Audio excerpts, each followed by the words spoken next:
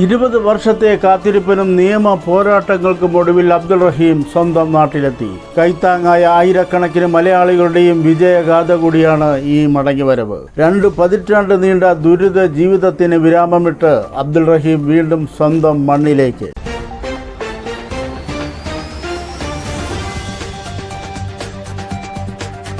മനുഷ്യ സ്നേഹത്തിൻ്റെയും കൂട്ടായ്മയുടെയും ശക്തി തെളിയിച്ച ഒരു അധ്യായമായി ഈ കഥ ചരിത്രത്തിൽ ഇടം പിടിക്കും.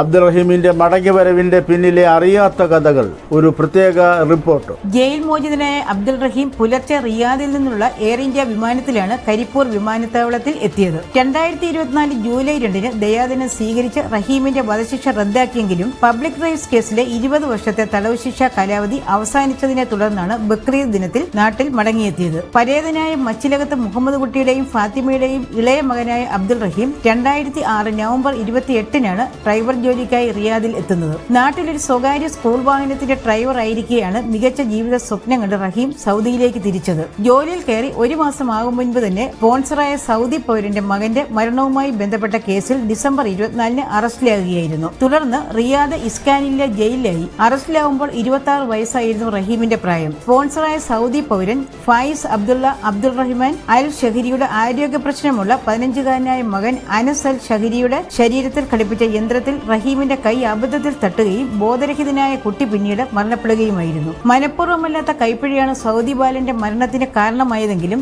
വിചാരണയ്ക്കൊടുവിൽ 2012 റഹീമിന് വധശിക്ഷ വിധിക്കുകയായിരുന്നു. വധശിക്ഷ വിധിക്കപ്പെട്ട് 18 വർഷം പിന്നിടുമ്പോഴാണ് 1.5 കോടി സൗദി റിയാൽ ദയാദിനം സ്വീകരിച്ച് സൗദി കുടുംബം മാപ്പ് നൽകാൻ തീരുമാനിച്ചത്. 34 കോടി രൂപ ദയാദിനം സമാഹരിക്കാൻ കുടുംബവും റഹീം നിയമസഹായ സമിതിക്കും കഴിയാതെ പോകുന്ന വാർത്ത പരന്നതോടെയാണ് ഒരു വ്യക്തിക്ക് വേണ്ടി കേരള ചരിത്രത്തിലെ തന്നെ ഏറ്റവും വലിയ ജനകീയ ഫണ്ട് പിരിവിന് കളമൊരുങ്ങിയത്. സൗദിയിൽ 60ഓളം മലയാളി സംഘടനകൾ ഒന്നിച്ച് നിയമസഹായ വേദിയുടെ നേതൃത്വത്തിൽ 2 പതിറ്റാണ്ട് നിയമ പോരാട്ടം നടത്തിയപ്പോൾ കേരളത്തിൽ പ്രാദേശിക സഹായ സമിതിയും സാമ്പത്തിക സഹായത്തിനായി റഹീം നിയമസഹായ ട്രസ്റ്റും രൂപീകരിച്ചാണ് പ്രവർത്തനങ്ങൾ ഏകോപിപ്പിച്ചത്. സേവ് അബ്ദുൾ റഹീം എന്ന പേരിൽ തുടങ്ങി മൊബൈൽ ആപ്പിലൂടെ 34 കോടി രൂപ സമാഹരിക്കാനായിരുന്നു തീരുമാനമെങ്കിലും 47.87 കോടിയിൽ അധികം രൂപയാണ് സുമനസ്സുകളിൽ നിന്ന് എത്തിയത്. 2024 മാർച്ച് അവസാനം ആരംഭിച്ച ഏപ്രിൽ 12 വരെയുള്ള കാലയളവിലാണ് ഈ തുക ലഭിച്ചത്. ദയാദിനമായി നൽകിയ 34.35 കോടി രൂപയിൽ ശേഷിക്കുന്ന 13.52 കോടി രൂപ സംബന്ധിച്ച തീരുമാനം പിന്നീടുണ്ടാകും.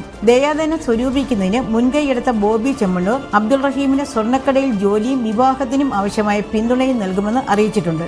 ഇതോടെ ഈ റിപ്പോർട്ട് അവസാനിക്കുന്നു. നന്ദി.